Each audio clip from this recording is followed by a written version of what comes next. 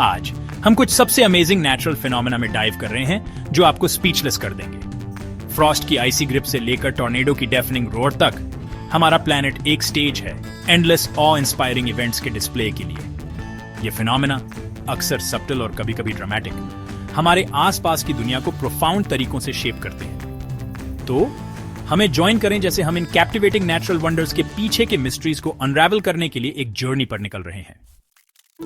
बताओ मुझे ठंडी सुबहों में फ्रॉस्ट क्यों बनता है? जैसे ही एक क्लियर विंटर्स नाइट में टेम्परेचर्स गिरते हैं, एक रिमार्केबल ट्रांसफॉर्मेशन होने लगता है। हवा जो खाली सी लगती है, अपने साथ एक इनविजिबल कार्गो वाटर वेपर लेकर चलती है। जब ये वेपर फ्रीजिंग पॉइंट से नीचे ठंडी सर्फेसेस से टकराता है, मैटर के स्टेट्स के बीच एक डेलिकेट डांस शुरू होता है। गैशियस वेपर लिक्विड स्टेज को पूरी तरह बाईपास करके सीधे सॉलिड में बदल जाता है, जिससे इंट्रिकेट क्रिस्टल्स बनते हैं जिन्हें हम फ्रॉस्ट कहते हैं। ये क्रिस्टल्स जो अक्सर डेलिकेट फर्न्स या फेदर्स जैसे दिखते हैं, सरफेसेस पर टिनेशियस ग्रिप से चिपक जाते हैं। वे हमारी विंडो पेन्स को इफेमरल आर्टिस्ट्री से सजाते हैं, जाने पहचाने लैंडस्केप्स को विंटर फेरी टेल के सीन्स में बदल देते हैं। तो अगली बार जब आपको फ्रॉस्टी मॉर्निंग मिले, तो इस साइलेंट एन्चैंटमेंट की इंट्रिकेट ब्यूटी और इकोलॉजिकल सिग्निफिकेंस को अप्रिशिएट करने के लिए एक मोमेंट निकालें। बताओ मुझे ओशन सॉल्टी क्यों होता है? हमारे ओशंस का वास्ट एक्सपेंस जो लाइफ और मिस्ट्री से भरा है, अपनी गहराइयों में एक सीक्रेट रखता है।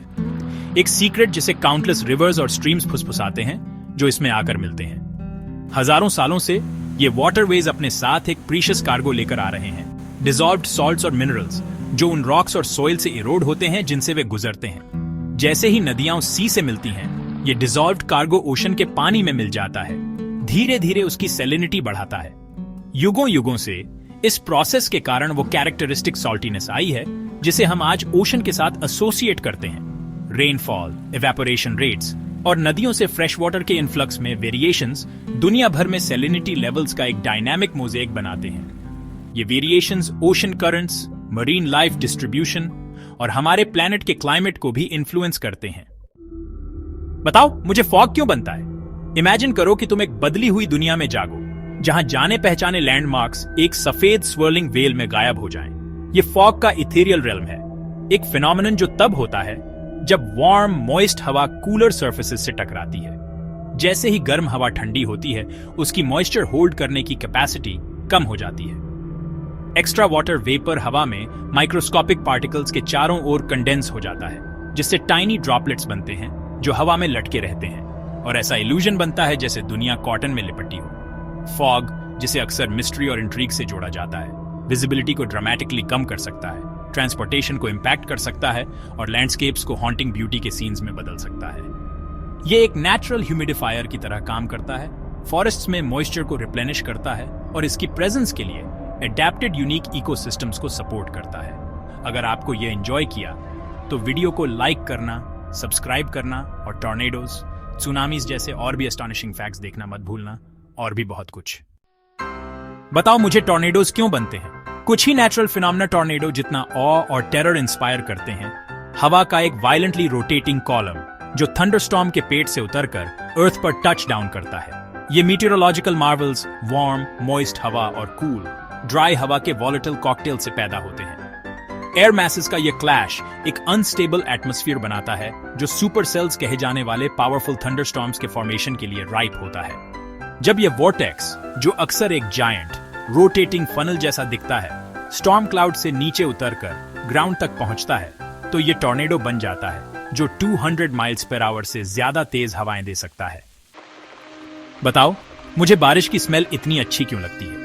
क्या तुमने कभी वो डिस्टिंक्टिव अर्थी अरोमा नोटिस किया है जो रिफ्रेशिंग रेन शॉवर के बाद हवा में भर जाती है?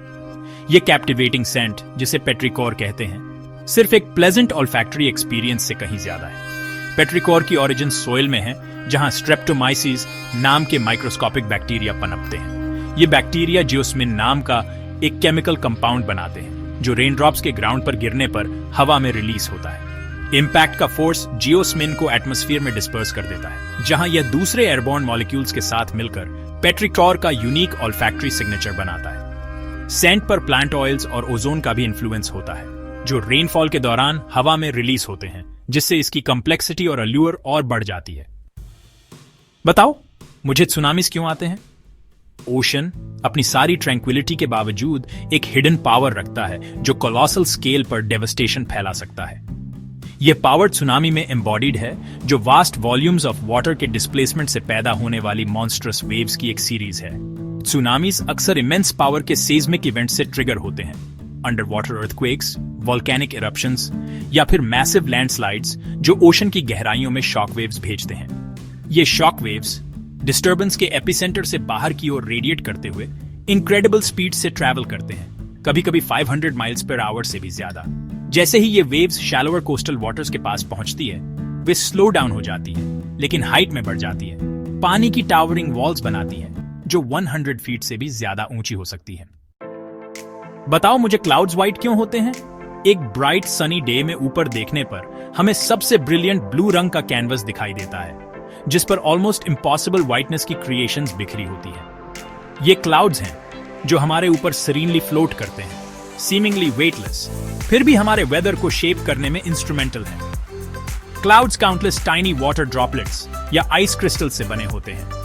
एल्टीट्यूड और टेम्परेचर पर डिपेंड करता है। जब सनलाइट इन ड्रॉपलेट्स से टकराती है तो ये सभी डायरेक्शंस में स्कैटर हो जाती है। सिलेक्टिव स्कैटरिंग के अनलाइक जो स्काई को उसका ब्लू ह्यू देता है, ये ड्रॉपलेट्स लाइट के सभी कलर्स को इक्वली स्कैटर करते हैं। इस इक्वल स्कैटरिंग से क्लाउड्स व्हाइट दिखते हैं, क्योंकि लाइट के सभी कलर्स मिलकर व्हाइट लाइट बनाते हैं। हालांकि क्लाउड्स ग्रे या डार्क भी दिख सकते हैं जब वे वाटर ड्रॉपलेट से हेवीली लेडन होते हैं और सनलाइट को पास होने से ब्लॉक करते हैं।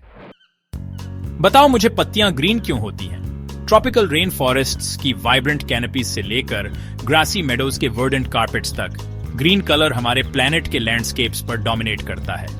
ये वर्डेंट ह्यू, जो लाइफ का ही सिनोनिम है, प्राइमरीली प्लांट सेल्स में पाए जाने वाले एक रिमार्केबल पिगमेंट क्लोरोफिल की प्रेजेंस के कारण है। क्लोरोफिल, जो क्लोरोप्लास्ट नाम के स्पेशलाइज्ड स्ट्रक्चर्स में रहता है, फोटोसिंथेसिस के लिए एसेंशियल है। वह प्रोसेस जिससे प्लांट्स सनलाइट को केमिकल एनर्जी में कन्वर्ट करते हैं। जब सनलाइट एक लीफ पर पड़ती है तो क्लोरोफिल सिलेक्टिवली रेड और ब्लू वेवलेंथ्स को अब्सॉर्ब करता है। उनकी एनर्जी का यूज फोटोसिंथेसिस के इंट्रिकेट केमिकल रिएक्शंस को पावर देने के लिए करता है। लेकिन ग्रीन लाइट अब्सॉर्ब नहीं होती, बल्कि रिफ्लेक्ट बैक हो जाती है, जिससे लीव्स को उनका कैरेक्टरिस्टिक ग्रीन कलर मिलता है। बताओ मुझे बिजली एक ही जगह 2 बार क्यों गिर सकती है? रात का आसमान एक ब्लाइंडिंग फ्लैश से दहल उठता है, जिसके बाद थंडर की डेफनिंग क्लैप सुनाई देती है।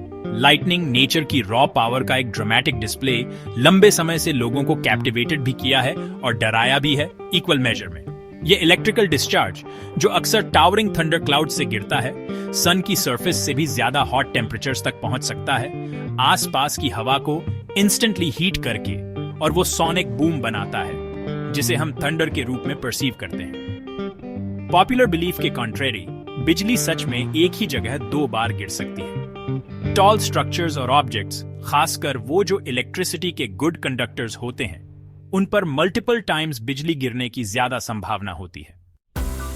बताओ मुझे डेजर्ट्स रात में ठंडे क्यों होते हैं? डेजर्ट्स, जिन्हें अक्सर अनरिलेंटिंग सन के नीचे तपते हुए स्कॉर्चिंग लैंडस्केप्स के रूप में इमेजिन किया जाता है, एक पैराडॉक्सिकल सीक्रेट छिपाते हैं। उनकी रातें सरप्राइजिंगली ठंडी हो सकती हैं। सनसेट के बाद टेम्परेचर्स ड्रामेटिकली गिर जाते हैं। ये एक्सट्रीम टेम्परेचर स्विंग, जो एरिड एनवायरनमेंट्स का हॉलमार्क है, कई फैक्टर्स के कॉम्बिनेशन की वजह से होता है। प्राइमरी कल्प्रिट डेजर्ट की हवा में मॉइस्चर की कमी है। ह्यूमिड एनवायरनमेंट्स के अनलाइक, जहां वाटर वेपर एक थर्मल ब्लैंकेट की तरह काम करता है, हीट को ट्रैप करता है और टेम्परेचर्स को मॉडरेट करता है, ड्राई डेजर्ट हवा सनसेट के बाद हीट को रैपिडली एस्केप होने देती है। इसके अलावा डेजर्ट्स में अक्सर क्लाउड कवर की कमी होती है, जो नाइट टाइम कूलिंग को और ज्यादा बढ़ा देता है। इस इंसुलेटिंग लेयर के बिना हीट बिना किसी रुकावट के स्पेस में रेडिएट हो जाती है। रिजल्ट होता है एक ड्रामेटिक टेम्परेचर ड्रॉप, जो दिन की स्वेल्टरिंग हीट को सरप्राइजिंगली चिली नाइट में बदल देता है। देखने के लिए थैंक्स। अगर आपको इन एस्टॉनिशिंग नेचुरल फिनोमेना के बारे में जानकर एंजॉय किया तो लाइक, शेयर और सब्सक्राइब करना मत भूलना, और भी इंट्रीगिंग कंटेंट के लिए। नेचुरल वर्ल्ड डिस्कवर होने का इंतजार कर रहे वंडर्स से भरा है और हम उन्हें आप तक लाने के लिए कमिटेड हैं। तो क्यूरियस रहो, एक्सप्लोर करते रहो और अगली बार मुझे ज्वाइन करना जब हम अपने प्लैनेट और उससे भी आगे के मिस्ट्रीज और मार्वल्स में और डीपर डेल्व करेंगे।